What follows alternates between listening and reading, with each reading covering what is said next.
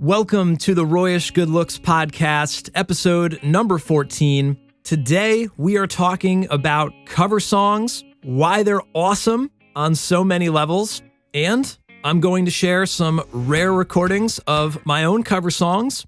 So, it's going to be a really fun episode filled with lots of music, and it's coming up in just a minute.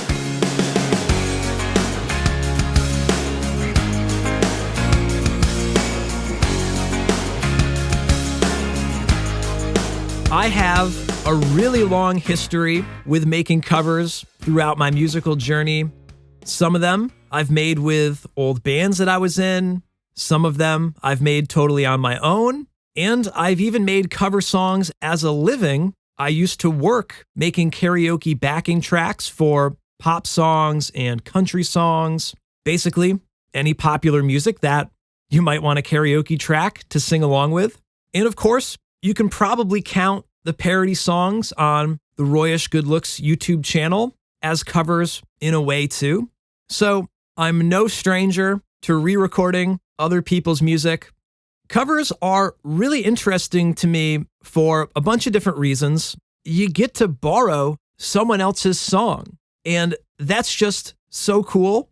No, I didn't write this song, but I love this song, and I want to make my own version of it, do it in my own special way, and share it with other people.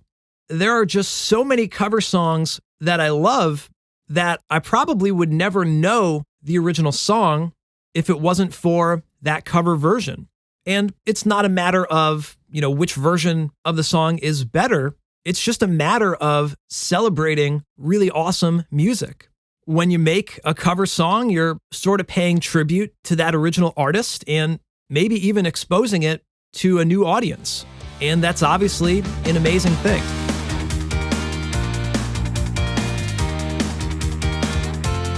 Making the cover forces you to step into the shoes of another musician for a minute. You wind up learning so much through the process.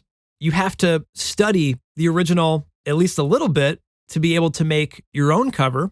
So you end up learning melodies or chord progressions or rhythmic grooves and even arranging and production techniques that maybe you wouldn't come up with on your own, but through making the cover, you discover them. And this is my favorite thing about being a musician in general. There's never a moment when someone hands you a degree and it says, "You are officially a musician now." That's not what happens. It's like everything else in life. It's a constant journey. You're always going to be picking up new tricks, especially from other musicians. And that's true whether you're making covers or even if you're just jamming with your friends. Whenever you learn a new song or record a cover, well, now you have all these new ideas that you can apply to your own music. If you are kind of struggling with your own original music, well, it's way less scary to make covers than your own original music and much less daunting of a process in general. Covers are really forgiving in that way. Sure, you've still got to perform it well and do a decent job with it. You don't want to butcher the original song, but everybody already knows the song. So that makes it kind of easy. You're kind of tracing over the lines of what's already there, but you get to add your own color on top of it. And that's the fun in making covers. It doesn't have to be just like the original. You can try things out, making it slower, faster, different instruments, or even a different genre. You're not really writing a song, you're actually arranging a song. You really get to cut right to the chase. You skip all of the painful parts of the creative process and you jump right into the fun part. It's just so fulfilling and enjoyable to make cover songs. And on top of that, they are really valuable learning experiences as a musician. Plus, pretty much everybody loves covers. So if you're a musician, you should at least make one cover at some point in your musical career, if not several more.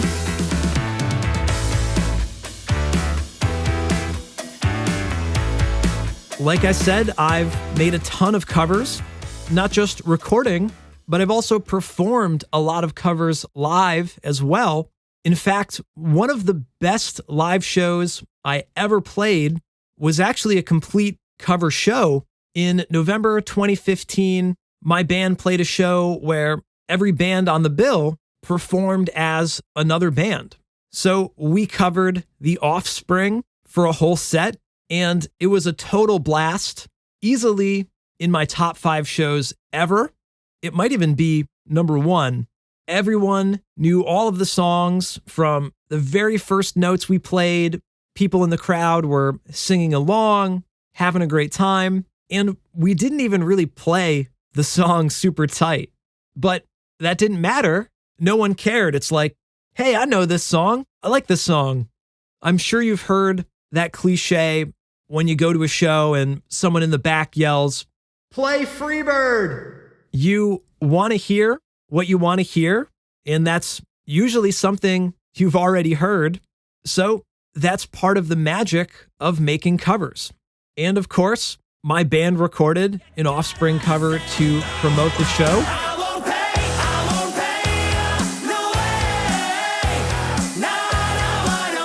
I've been tracking down all of my covers in prepping for this episode. I've got a whole folder in Dropbox for them, and I actually keep finding more and more, remembering all the different occasions when I made different covers. And it really is crazy. I never realized how many covers I've really attempted. I've got dozens upon dozens of them. Most of them aren't officially released. There are a few on my YouTube channel and a few on Spotify and iTunes, but most of them are just living on my hard drive. So I've got a bunch rounded up today, and I would love to share a few of my favorites with you. And if you are signed up on Patreon under the bonus tracks tier, make sure to check your inbox because I will be sending all of the songs from today's episode to you. Of course, if you aren't part of Patreon, this is a perfect time to sign up. Every month, you'll get new songs from me that you can't get anywhere else. This month, you can get I Am Your Father, the acoustic version.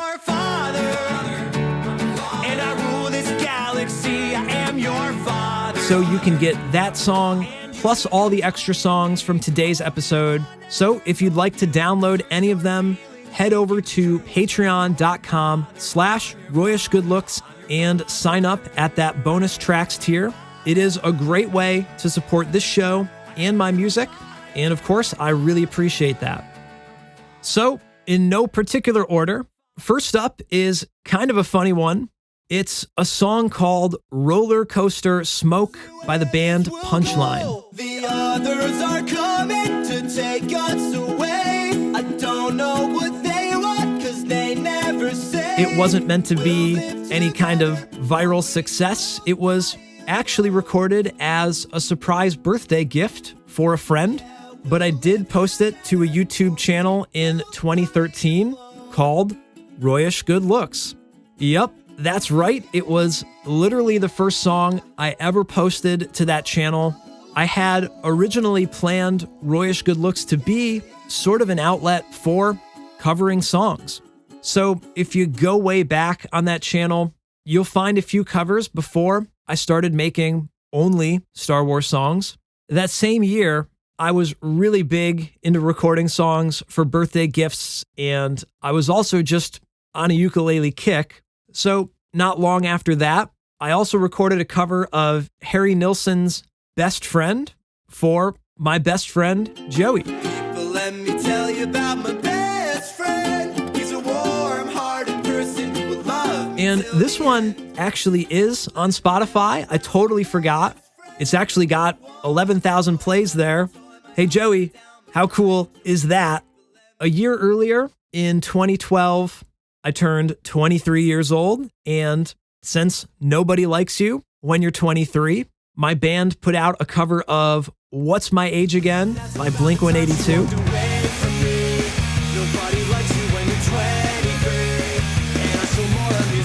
We recorded it pretty much exactly like the original version. We didn't really put our own spin on it, but it was still really fun to make, just to celebrate turning 23 and starting to grow up. I also would really love to do a cover of their song A New Hope, which is, of course, a pop punk Star Wars song. So how could I not cover that? I think that's only a matter of time. I didn't plan this, but I guess we're going to keep going backwards in time for now. In 2011, I was starting to transition from using Logic to using Pro Tools for recording. I was really slow in Pro Tools. I could use it, but I wasn't really a ninja in it. Now I'm a self-proclaimed Pro Tools ninja. But back then, I was trying to teach myself the program more. So I started recording covers in it. It wasn't really fun to be writing music and trying to record in Pro Tools. It was a lot more fun to learn Pro Tools while just sort of goofing around with other people's songs. So one of the songs I recorded was Your Smiling Face by James Taylor.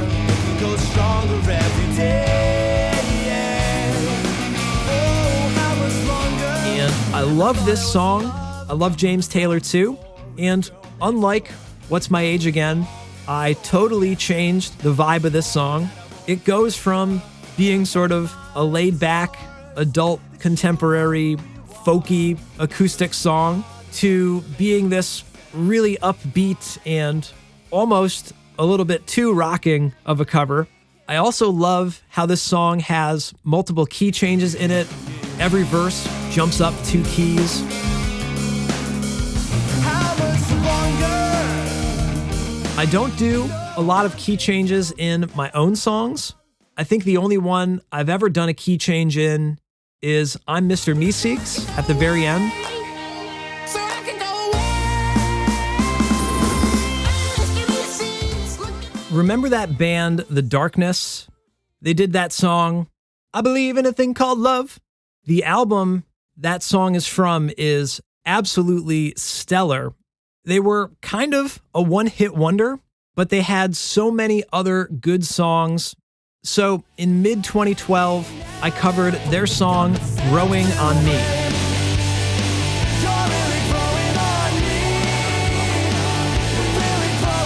This was another one that I didn't really change from the original arrangement. I was more concerned about trying to nail that big rock sound in the mix.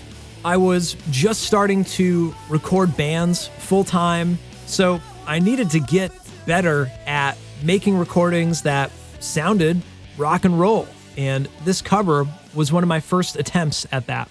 Around this same time, my old band was still playing on and off. We had actually just put out an EP themed all around the summer season, and we covered the song Surfin' USA by the Beach Boys as part of the EP.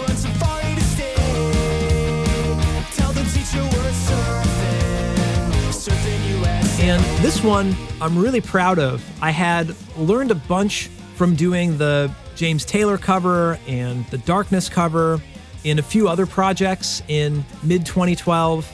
I really upped my game, both recording-wise and arrangement-wise. Some of this speaks to the simplicity of the Beach Boys. It's just 3 chords and really great melodies and harmonies. It's kind of hard to goof that up. I think it came out really well, and it just made for a really fun pop punk song.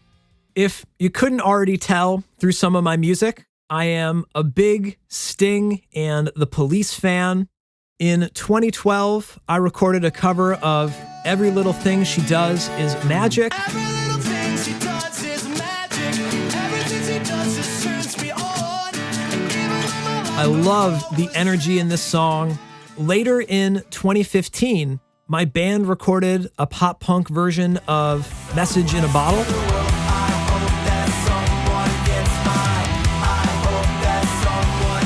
This was another one of those up-tempo pop punk versions. And this was a really special recording. There are 3 of us in the band, so we each sang our own verse in the song. It was also one of the first times I ever played drums on a recording. I didn't play any of the guitars on this cover, which again, that's part of the fun of doing a cover. We were just experimenting.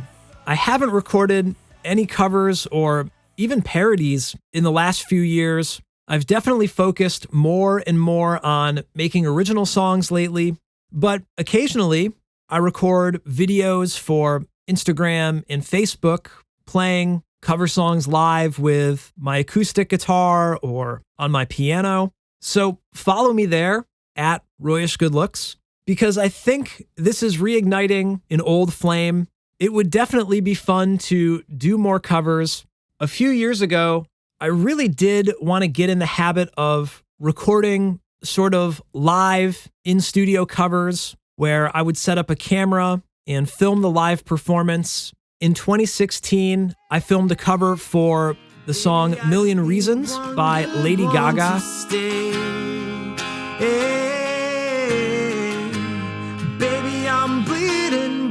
I really wanted to release it, but I never did because the performance just wasn't perfect.